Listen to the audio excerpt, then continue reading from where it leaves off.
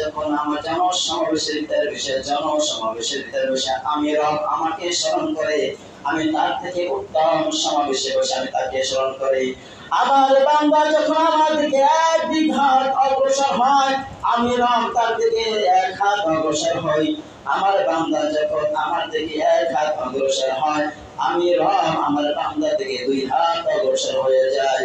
আমার বান্দা আমাকে পাওয়ার জন্য যখন দ্রুত গতিতে হেঁটে যায়, আমি রব আমার যত রহমত, আমার যত কুদরত আছে, আমি রব তার সামনে ওইটা উপস্থাপন করে, অর্থাৎ আমি রব তার দিকে দৌড়িয়ে যাই।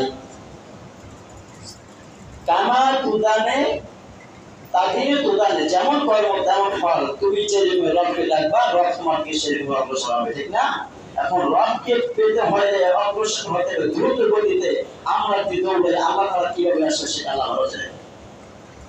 আমাদের কথা হচ্ছে আমরা দ্রুত গতিতে হেঁটে যাই, রব আমাদের দিকে দৌড়ে আসে। এখন মনে করেন আপনার হঠাৎ ছোটবেলার একটা বন্ধু পরিচয় হয়েছে, সাক্ষাৎ হয়েছে যে অমুক জায়গায় সে আসতেছে, মনে করেন একটা মাঠ, ওই প্রান্তে আপনার বন্ধু, এই প্রান্তে আপনি দাঁড়ানো আছে। এখন বন্ধুর সাথে দুইজন বেকুল হয়ে গেছেন, আবেগপূর্ণ হয়ে গেছে, অনেকদিন পর বন্ধুকে দেখতেছি, বন্ধুকে কখন কাছে পাবো সেইটার জন্য প্রেশার হয়ে গেছে, একটা আনন্দ উৎপন্ন হয়ে গেছে, আমার বন্ধু ছোটবেলার বন্ধু পাইছি। এখন বলে এই বন্ধুকে পেতে যদি দুইজনে আগ্রসর হয়, তাহলে ওই বন্ধু ওই মাঠের প্রান্তে থেকে দ্রুত গতিতে ছুটে আসে, আর আপনি যদি এই প্রান্তে থেকে দ্রুত গতিতে ছুটে আসে, আর দেখাটা কি তাড়াতাড়ি হবে না? বুঝেন তাড়াতাড়ি হবে না? আর চিন্তা করছে বন্ধু আসুক, আসতেছে আসুক, 1 ঘন্টা লাগতে পারে, 5 মিনিট লাগতে পারে, 2 ঘন্টা লাগতে পারে। ভালোবাসাটা যেরকম সেরকমের আকাঙ্ক্ষা থাকবে। আপনার ভালোবাসা যদি এরকম থাকে, বন্ধুর প্রতি টান থাকে, মহব্বত থাকে, আবার ওই বন্ধুর যদি আপনার প্রতি মহব্বত ভালোবাসা বেশি থাকে, তখন প্রয়োজন 2 দিক থেকে ছাড়বেন, দ্রুত গতিতে তাকে জড়িয়ে ধরবেন, সময় কম লাগবে, মহব্বতটা বেশি হবে, ঠিক না? আর যদি চিন্তা করেন বন্ধু আসতেছে আসুক, চলছে গাড়ি, যাত্রা পারি, যখন জায়গায় পৌঁছাইতে পারি, ঠিক না? এই জন্য আল্লাহ রাব্বুল আলামিন বলেছেন, কোন বান্দা আমাকে মনে মনে স্মরণ করবে, আমি তাকে মনে মনে স্মরণ করব। কোন বান্দা যদি মজলিসে বসে যদি আমাকে স্মরণ করে, আমি উত্তর মজলিসে বসে তাকে স্মরণ করব। সে যদি আমার থেকে 1 বিঘা ধান হয়, আমি তার থেকে 1 হাত অগ্রসর হই। কোন বান্দা যদি আমার থেকে 1 হাত অগ্রসর হয়, আমি তার থেকে 2 হাত অগ্রসর হই। কোন বান্দা যদি আমার থেকে হেঁটে আসে, আমি দৌড়ে যাই। সুবহানাল্লাহ। বুখারী শরীফের 6407 নম্বর হাদিস, 6407 নম্বর হাদিস। عن ابي موسى رضي الله تعالى عنه قال قال النبي صلى الله عليه وسلم নবীজি একটা উদাহরণ দিলেন যারা জিকির করে, যারা জিকির করে না। মাসালুল্লাযী ইয়াযকুরু রাব্বা, মাসাল মানে উদাহরণ, এক্সাম্পল। মিসাল মানে কি? উদাহরণ। মিসাল মানে কি? উদাহরণ দিবেন। والذي مثل الذي يذكر ربه, যারা জিকির করে, والذي لا يذكر ربه, আর যারা জিকির করে না। مثل الحي والميت, তাদের উদাহরণ হলো জীবিত আর মৃত ব্যক্তির ন্যায়। যে জিকির করে আর যে জিকির করে না, তাদের উদাহরণ হলো মৃত ব্যক্তির ন্যায়। কি ব্যক্তি? বা মৃত ব্যক্তির কোন ইবাদত করে? জিকির করে? শুনছেন? এখন তো অনেকে বলে অমুকে মারা যাওয়ার পরে জিকির করে, শোনা যায়, হাত মুসাফা করে, বেরকেরা, বিভিন্ন রকমের দেখা দেয়। আল্লাহ ভালো জানে। এই সমস্ত আজব গুজব কথা থেকে আমাদেরকে সবাইকে আল্লাহ হেফাজত করে দিন, আমিন। এটা কেন বলছেন? আল্লাহ রাব্বুল আলামিন বলেন, ওয়া মা ইয়াস্তাউিল আহইয়াউ ওয়াল আমওয়াত, إن الله يسمع من يشاء وما أنت بمسمع من في القبور. خالد يقول لي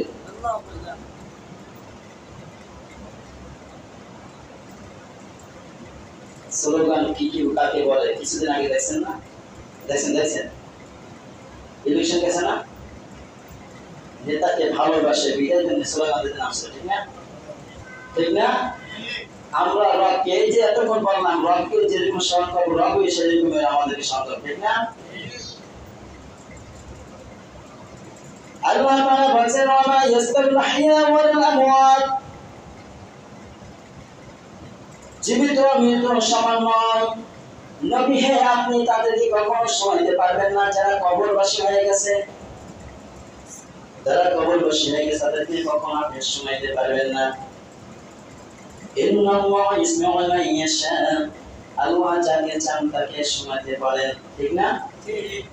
কবরবাসীরা কথা শুনে, তার মানে কি এইটা বুঝাইছে তাদেরকে শোনাতে পারবেন না? এইটা মানে আপনার সন্তান কিছু একটা কাজের কথা বলেন যে বাবা এই কাজটা করে আসো, সে কাজটা করে নাই, যদি জিজ্ঞাসা করা হয় যে তোমার ছেলেটা কেমন আছে, আর বলে না ছেলেটা কথা শুনে না। ছেলেটা কি কথা শুনে না? আসলে কি কথা শোনা বলতে দুইটা বুঝাইছে না? একটা হচ্ছে শোনার পরে কাজ করবো না, এইটা হচ্ছে বলা হয় কথা শোনে না, এই এক কথা। আর একটা হচ্ছে কানই শোনে না, দুইটা কি একরকম হইলো? শুনছে মানলে না, আর শোনে নাই মানবে কি হবে, ঠিক না? যারা কবরবাসী হয়ে গেছে ওদের ইবাদত সব বন্ধ হয়ে গেছে, হ্যাঁ, এই জন্য আল্লাহ তাআলা বলেছেন ওদেরকে শোনাতে পারবেন না। তার মানে কি যারা কবরবাসী হয়ে গেছে ওদেরকে দাওয়াত দেওয়া না দেওয়া সমান কথা, ওদের শোনানো সম্ভব না।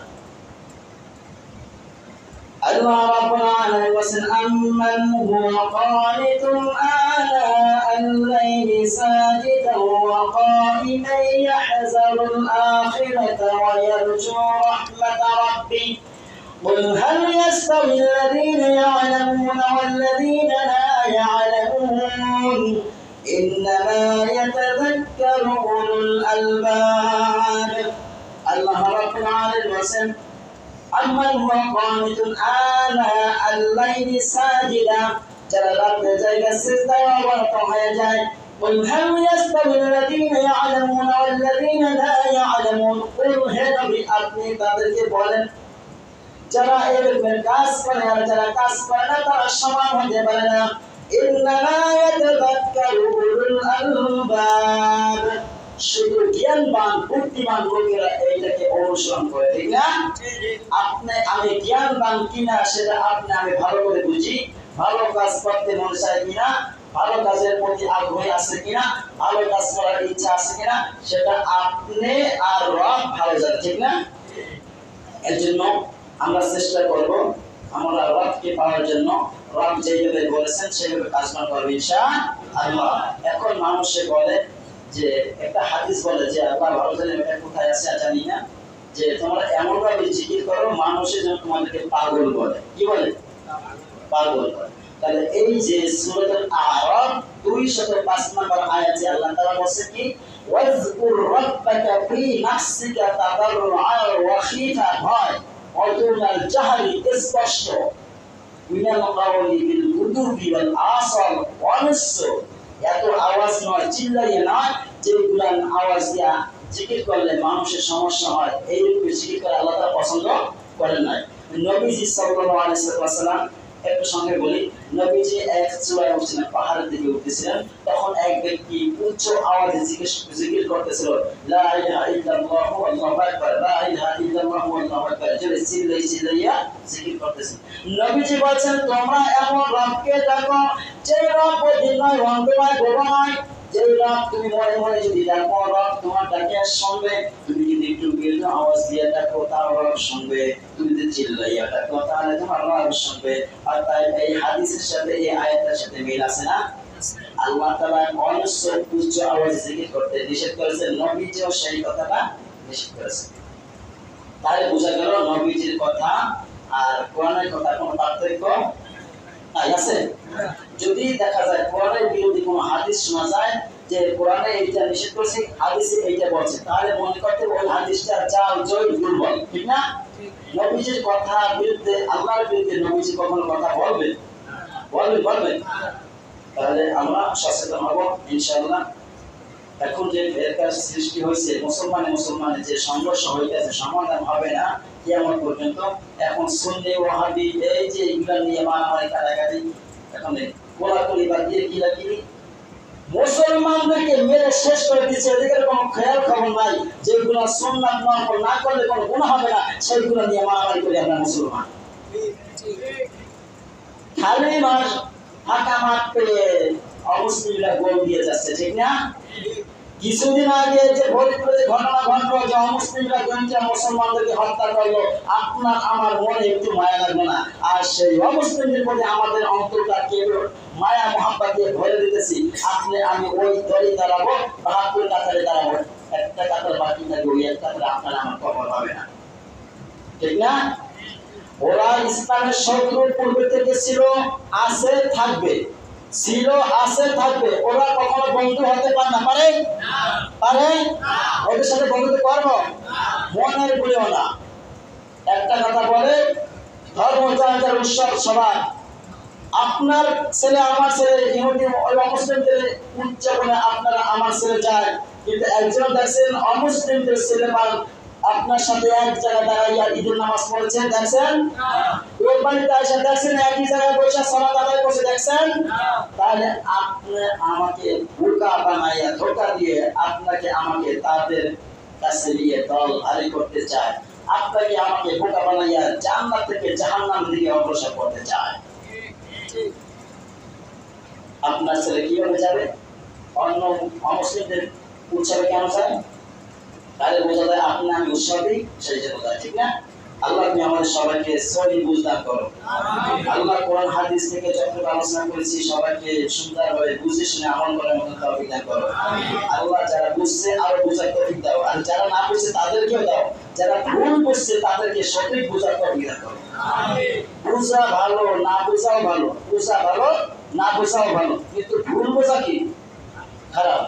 ভুল বোঝা কি? আপনি ভুল বুঝে আরেকজনকে বুঝাবে, ওই ভুলটাই সে বুঝবে, ঠিক না? ওয়া আখিরু দাওয়ানা আলহামদুলিল্লাহি রাব্বিল আলামিন।